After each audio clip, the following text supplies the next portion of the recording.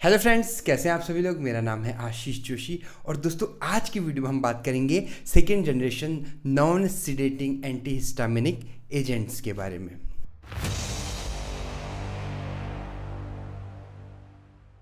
दोस्तों हम पढ़ रहे हैं एंटीहिस्टामिनिक एजेंट, ठीक है। H1 हम पढ़ रहे हैं। अब हम जो है H1 में भी सेकेंड जनरेशन, अब देखिए सेकेंड जनरेशन में हम आ गए हैं जिसका नाम है नॉन सीडेटिंग एंटीहिस्टामिनिक, ठीक है। नॉन सीडेटिंग मतलब सीडेटिव इफेक्ट को नहीं दे रहा। देखिए फर्स्ट जनरेशन जो थी उसमें कुछ साइड इफेक्ट्स आ रहे थे, उसमें one of the side effect था कि वो बहुत ज़्यादा सीडेटिव इफेक्ट दे रहा था, ठीक है। तो उसी को ओवरकम करने के लिए जो है नई कैटेगरी बनाई गई, नई जनरेशन बनाई गई और इसका नाम है नॉन सीडेटिंग एंटीहिस्टामिनिक। इसमें कुछ मॉडिफिकेशन किए गए और जिससे जो सीडेटिव इफेक्ट आ रहा था, सीडेटिंग इफेक्ट आ रहा था उस ड्रग में, वो ख़त्म हो गया, ठीक है। तो सबसे पहली जो ड्रग है आपकी वो है एस्टिमाइजोल या एस्टिमिजोल, जिसको जो पढ़ना है वो पढ़िए, ठीक है। देखिए बहुत ज़्यादा ये एग्ज़ाम पॉइंट ऑफ व्यू से बहुत ज़्यादा इम्पोर्टेंट नहीं है, बहुत ज़्यादा इम्पोर्टेंट, अब देखिए ये नहीं है, ठीक है।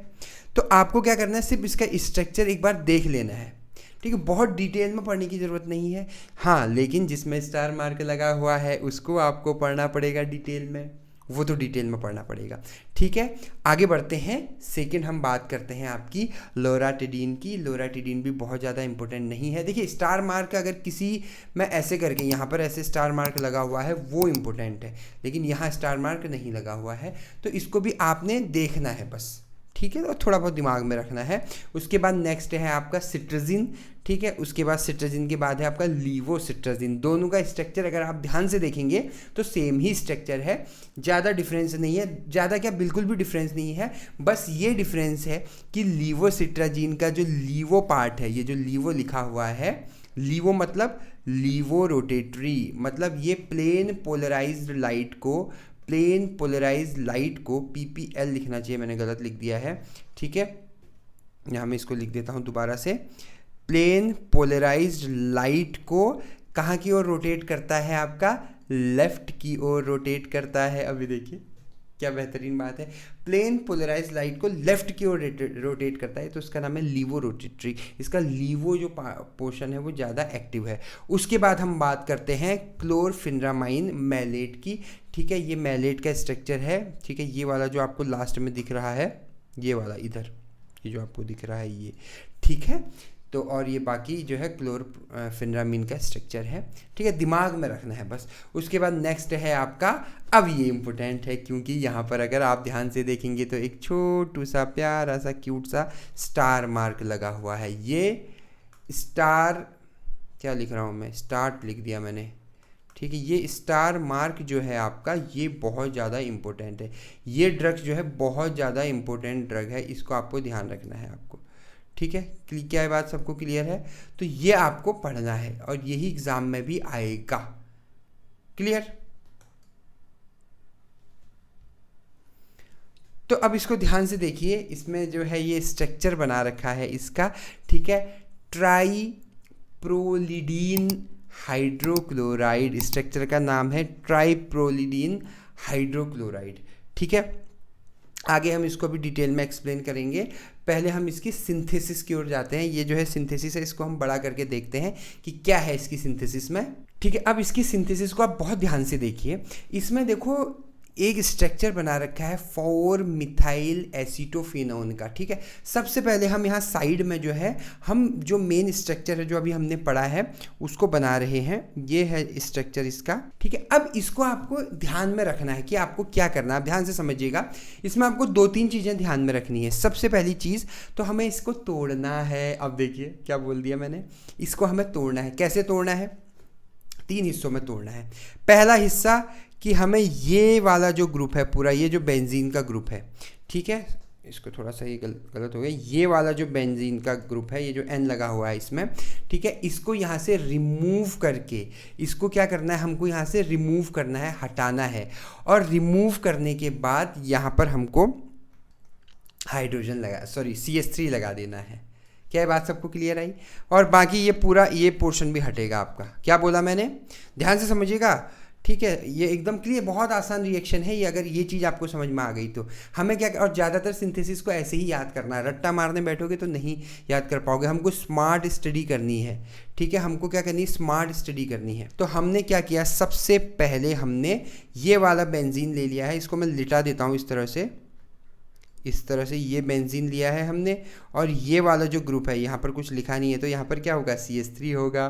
तो यहाँ पर मैं क्या कर दूंगा, CH3 कर दूंगा, ठीक है। फिर मैंने आपसे क्या बोला, इसके ठीक सामने वाला ये, इसके ठीक सामने वाला ये, तो ऐसे ही इसके ठीक सामने वाला ये, यहाँ से बॉन्ड शुरू हो रहा है और यहाँ पर एक कट मार रहा है। यहाँ पर ये क्या है, आपका कार्बन है, और ये पूरा मैंने कहा था ये पूरा हटेगा, तो कार्बन और यहाँ पर हटेगा, कुछ नहीं होगा तो क्या हो जाएगा, ऑक्सीजन हो जाएगा। तो C डबल बॉन्ड O, और फिर मैंने यहाँ बोला था यहाँ क्या लगेगा, CH3 लगेगा, तो ये CH3 लग गया। इसका नाम है 4 मिथाइल एसीटोफिनोन, ठीक है, 4 मिथाइल एसीटोफिनोन। 4 मिथाइल कैसे, 1 2 3 और 4 पे जो है मिथाइल ग्रुप लगा हुआ है। आप 1 2 3 4 ऊपर से भी कर सकते हैं, नीचे से भी कर सकते हैं, कोई फ़र्क नहीं पड़ता, नंबरिंग सेम होगी, ठीक।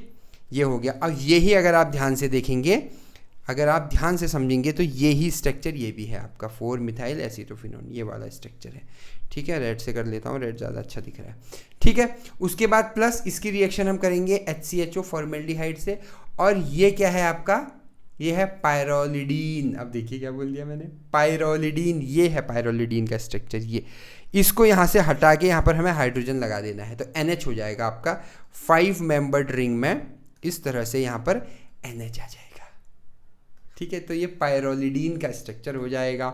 उसके बाद फिर हमें क्या करना है, इसका कंडेंसेशन करना है, कंडेंसेशन करना है। अब कंडेंसेशन कैसे करना है मैं एक बार पूरा रफ कर देता हूँ, ठीक है। तो ये क्या हो जाएगा, कंडेंसेशन हो जाएगा। कंडेंसेशन मतलब वाटर रिमूव हो जाएगा। अब वाटर कहाँ से रिमूव होगा, ध्यान से समझिएगा, यहाँ से एक हाइड्रोजन निकल जाएगा और यहाँ से OH निकल जाएगा। अब देखिए, अगर यहाँ से एक हाइड्रोजन निकल गया, ये हाइड्रोजन निकल गया और यहाँ से OH निकल गया, तो दोनों जगह क्या क्या बचा, सबसे पहले यहाँ देखो, यहाँ क्या बचा आपका, एक हाइड्रोजन निकलने पे CH2 बचा, क्योंकि CH3 था, ध्यान से समझना। और यहाँ क्या बचा, OH निकल गया तो क्या बचा, CH बचा, और इस CH पे एक हाइड्रोजन यहाँ से फुदक के यहाँ आ जाएगा, तो ये भी हो जाएगा आपका CH2।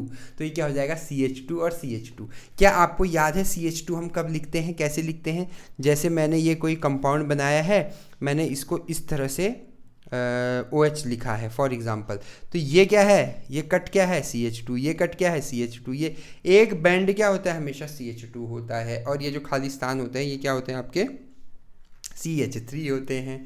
तो क्या हो गया आपका, ये और सब ये मर्ज हो जाएगा, तो क्या बनेगा आपका CH3, ये सेम वही है आपका C डबल बॉन्ड O, और CH2 ये वाले CH2 जो आए हैं, एक CH2 ये आया है और एक CH2 ये आया है, ठीक है। और बाकी सेम वही है जो यहाँ लिखा हुआ है हमने, हाइड्रोजन तो पहले ही वहाँ चला गया था, ठीक है। इसका नाम मैंने लिखा नहीं है, बहरहाल जो भी इसका नाम होगा आपका, ठीक है। तो ये हमारा एक कंपाउंड बन गया है, ठीक है। अब ध्यान से समझना, इस कंपाउंड का हम क्या करेंगे, ठीक है। हमने इसमें 2 रिएक्शन करनी है, एक करनी है एडिशन और दूसरी करनी है हाइड्रोलिसिस। मैं दूसरे कलर से ले लेता हूँ ताकि आपको थोड़ा क्लियर हो जाए, ठीक है। ये वाला कलर ठीक रहेगा, ठीक है। ये एक हमें करनी है हाइड्रोलिसिस, हाइड्रोलिसिस मतलब और एडिशन रिएक्शन। सबसे पहले हम एडिशन रिएक्शन करते हैं, किसका, ये है MgBr। अब ध्यान से देखना, ये क्या है, बेंजीन को अगर आप R मान लो तो ये RMg, और Br को X मान लो तो ये RMgX है। RMgX क्या होता है, ग्रिग्नार्ड रिएजेंट, ये आपको पता है, एडिशन रिएक्शन में बहुत ज़्यादा यूज़ किया जाता है इसका। तो ग्रिग्नार्ड रिएजेंट को हम कैसे यूज़ करेंगे, थोड़ा सा मैं क्लीन अप कर रहा हूँ यहाँ पर, ठीक है। ग्रिग्नार्ड रिएजेंट को हम कैसे यूज़ करेंगे, ये वाला जो कंपाउंड है MgBr यहाँ से रिमूव हो जाएगा, और ये वाला जो कंपाउंड है ये अटैच हो जाएगा कहाँ, यहाँ नीचे अटैच हो जाएगा आपका, जैसे ये अटैच हो गया यहाँ पर जो नया कंपाउंड बना उसमें, ठीक है। और उसके बाद बाकी ये एडिशन तो हो गया फर्स्ट, फिर है हाइड्रोलिसिस। हाइड्रोलिसिस में क्या होगा, ये जो O है यहाँ पर हाइड्रोजन का अटैक हो जाएगा और ये बन जाएगा OH। जैसे ये OH बनेगा तो ये जो डबल बॉन्ड है यहाँ से ख़त्म हो जाएगा, कन्वर्ट हो जाएगा सिंगल बॉन्ड में, ठीक है। क्या ये सबको क्लियर है, बाकी सेम वैसे का वैसा ही रहेगा। उसके बाद होगा डिहाइड्रेशन। अब देखिए डिहाइड्रेशन, डिहाइड्रेशन मतलब वाटर रिमूव करना है। वाटर कहाँ से रिमूव होगा? अगर मैं इस CH2 को CHH लिख दूँ, अब बोलिए मैंने क्या बोला? मैंने बोला CH2 को मैं क्या लिख रहा हूँ? CH और H लिख रहा हूँ, ठीक है। क्या लिख सकते हैं? बिल्कुल लिख सकते हैं। तो क्या हो जाएगा आपका? क्या हो जाएगा आपका? एक H यहाँ से रिमूव हो गया और एक OH यहाँ से रिमूव हो गया, तो क्या बचा? H2O। क्या हुआ? H2O। और जैसे ये दोनों रिमूव होंगे यहाँ पर डबल बॉन्ड आ जाएगा, क्योंकि वैलेंसी सेटिस्फाइड करनी है, जो कि ये आया है, और बाकी सेम टू सेम वही कंपाउंड हो जाएगा। तो ये बन गया ट्राई प्रोलिडीन का बेस, और फिर उसके बाद HCl की रिएक्शन हम करेंगे और हमारे पास ये कंपाउंड .HCl के फॉर्म में पूरा कंपाउंड बन के आ जाएगा। तो ये थी इसकी छोटी सी प्यारी सी रिएक्शन, और कुछ नहीं है इसमें।